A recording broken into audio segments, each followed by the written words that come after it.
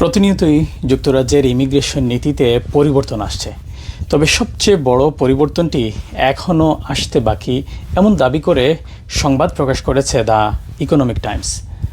প্রকাশিত হোয়াইট পেপারের অনেক নিয়ম ইতোমধ্যেই কার্যকর করা হয়েছে। কী পরিবর্তন হলো বা কী পরিবর্তন সামনে আসছে একটু দেখা যাক।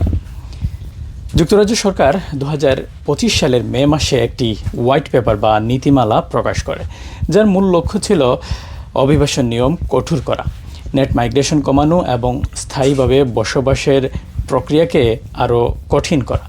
যদিও হোয়াইট পেপার সরাসরি কোনো আইন নয়, তবে এর অনেক প্রস্তাবনা ইতিপূর্বেই কার্যকর করা হয়েছে।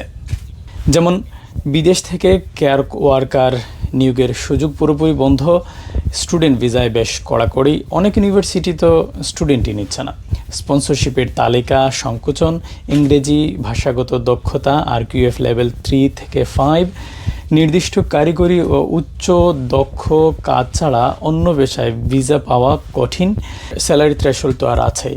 ইকোনমিক টাইমসের এই নিউজে বলা হয়েছে যুক্তরাজ্য গত বছর থেকে ধাপে ধাপে অভিবাসন নীতি কঠোর করছে, তবে সবচেয়ে বড় পরিবর্তন এখনও সামনে। মূল পরিবর্তন আসতে যাচ্ছে ইনডিফিনিট লিভ টু রিমেইন, অর্থাৎ স্থায়ী বসবাসের ক্ষেত্রে প্রস্তাব অনুযায়ী আর্নড সেটেলমেন্ট হবে। আগের 5 বছরের পরিবর্তে অনেক অভিবাসীর জন্য 10 বছর বা কোনো কোনো ক্ষেত্রে তার বেশি সময় অপেক্ষা করতে হতে পারে। পাশাপাশি আয়, কাজের অবদান আর ইংরেজি দক্ষতার মতো অতিরিক্ত শর্ত যোগ হতে পারে, যা পুরো প্রক্রিয়াকে আরও কঠিন করে তুলবে।